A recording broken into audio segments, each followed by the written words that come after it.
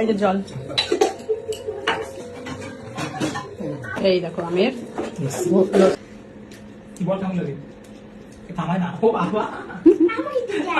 তো ফ্রিজে আমের কি বানাবা? লস্যি, ম্যাঙ্গো লস্যি, তাই তো? আর কি লাগবে? টক দই লাগবে, সুগার, একটু লবণ দেবে না?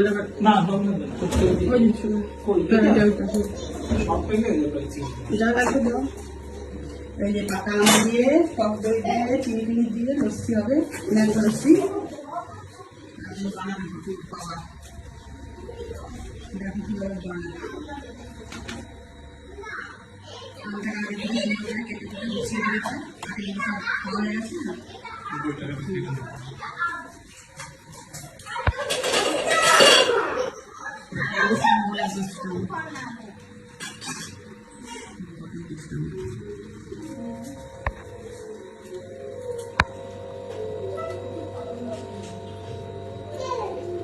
যতটুকু লাগবে দাও।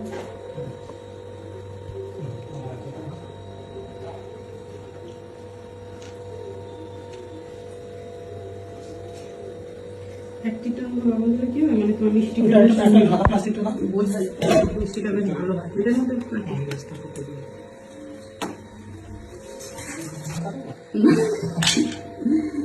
লবণ দিয়ে দিচ্ছে, আম, টক দই, লবণ, এবার যা হচ্ছে মনে হয় চিনি।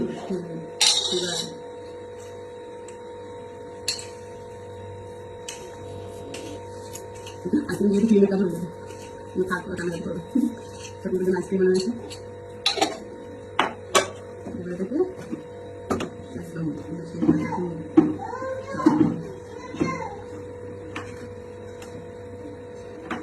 খুব ভালো একটা খুব ভালো একটা না, হালকাই একটা। হ্যাঁ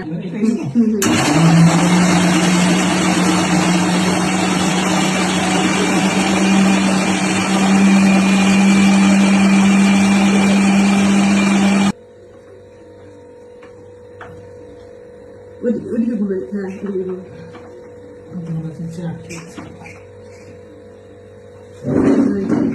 এটা একটু ডিস্টার্ব ব্যবহার করিনি না অনেক বছর, জন্য ওরকম সব ঠিক আছে। আরো চিন্তা নেই, টক দই যেহেতু না মিষ্টি, লোকে জলও দেয়, তুমি জল ফল দিতে বারণ করলাম। মিষ্টি না, মিষ্টি আরো মিষ্টি লাগবে বললাম তো, আমগুলো টক না ভীষণ, তোমার প্রচুর চিনি লাগবে। মোটামুটি আমি 7 চামচ চিনি দিয়েছি, অন্তত তোমার 10-12 চামচ দিয়ে আর একটা ঘোরান করবে। আর তুমি জল ইউজ করবে না? জল যদি দিতে চাও দিতে পারো, তাহলে না এত কোনো ভাত লাগবে নাকি? এই যে জল, চিনি দিলে আরো, এবার জলও দেবে, নাহলে লস্যির ব্যাপারটা আসবে না, পাতলা পাতলা।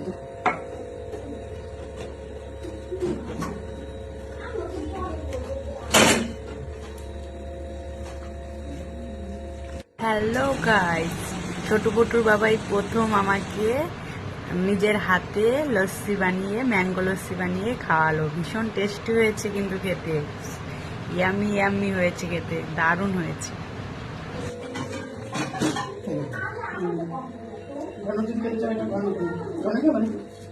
এবার মিষ্টি হয়েছে, ঠিক আছে, এবার পারফেক্ট হয়েছে। কি করবো? হ্যাঁ ওইটাই খাবো, ওইটাই ভালো লাগে বেশি খেতে। ঠিক আছে, এবারে ছোট বোতলে একটা গ্লাস দিই।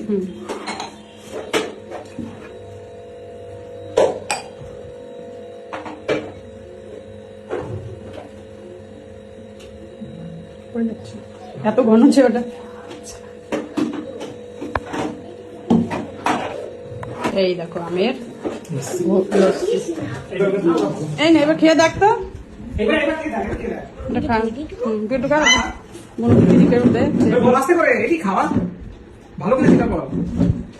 দিদিকে দে, দিদিকে দে, দিদিকে দে।